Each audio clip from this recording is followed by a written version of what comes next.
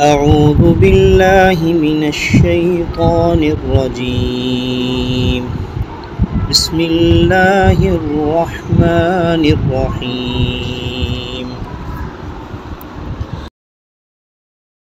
الرحمن علم القرآن خلق الإنسان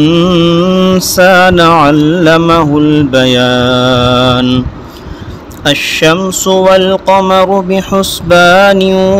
والنجم والشجر يسجدان والسماء رفعها ووضع الميزان ألا تطغوا في الميزان وأقيموا الوزن بالقسط ولا تخسروا الميزان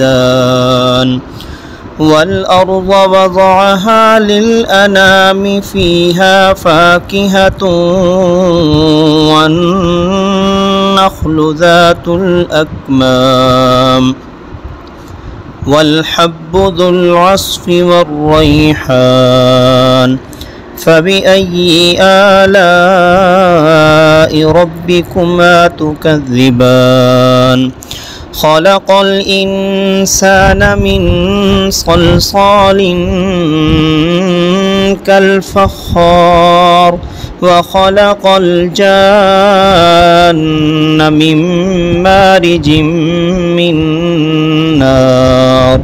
فبأي آلاء ربكما تكذبان رب المشرقين ورب المغربين فبأي آلاء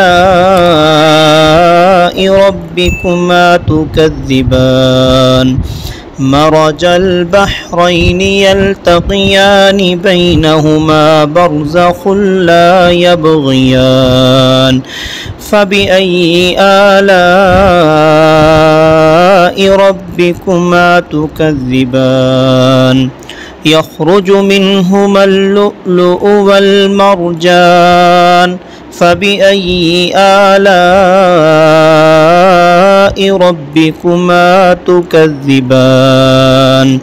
وله الجوار المنشآت في البحر كالأعلام فبأي آلاء ربكما تكذبان كل من عليها فان ويبقى وجه ربك ذو الجلال والإكرام فبأي آلاء ربكما تكذبان يسأله من في السماوات والأرض كل يوم هو في شأن فبأي آلاء ربكما تكذبان سنفرغ لكم أيها الثقلان فبأي آلاء ربكما تكذبان يا معشر الجن والإنس إن استطعتم أن تنفذوا من أقطار السماوات والأرض فانفذوا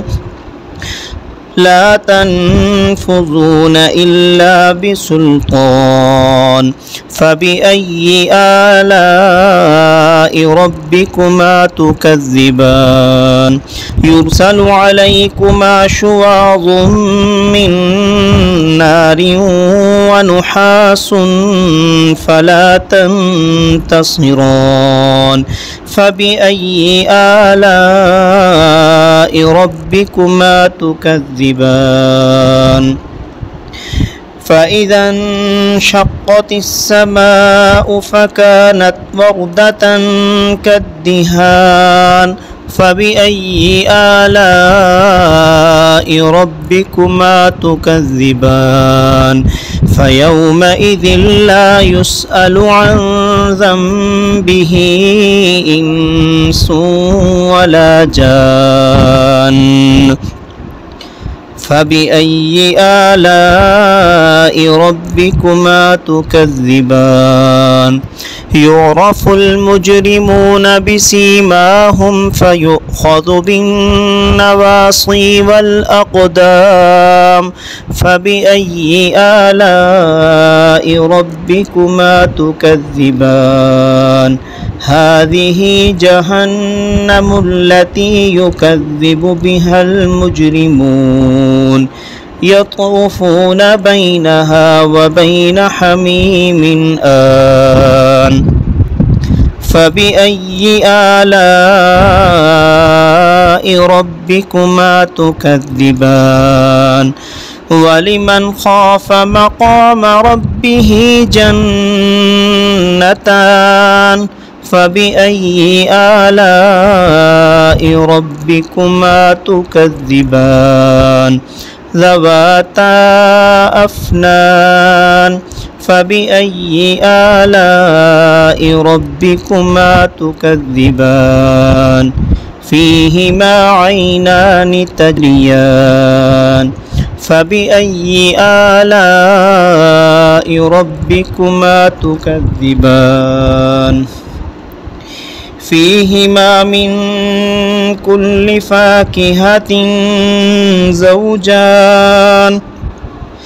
فبأي آلاء ربكما تكذبان متكئين على فرش بطائنها من استبرق وجنى الجنتين دان فبأي آلاء ربكما تكذبان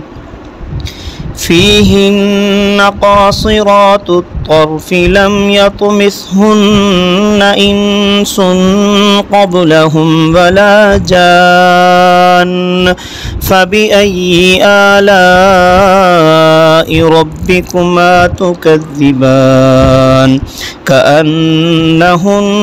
الياقوت والمرجان فبأي آلاء ربكما تكذبان هل جزاء الإحسان إلا الإحسان فبأي آلاء ربكما تكذبان ومن دونهما جنتان فبأي آلاء ربكما تكذبان مدهامتان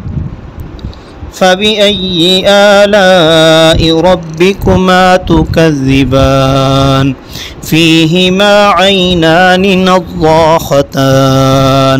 فبأي آلاء ربكما تكذبان فيهما فاكهة ونخل ورمان فبأي آلاء ربكما تكذبان فيهن خيرات حسان فبأي آلاء ربكما تكذبان حور مقصورات في الخيام فبأي آلاء ربكما تكذبان لم يطمثهن إنس قبلهم ولا جان فبأي آلاء ربكما تكذبان متكئين على رفرف خضر وعبقري حسان فبأي آلاء ربكما تكذبان تبارك اسم ربك ذي الجلال والإكرام صدق الله العظيم.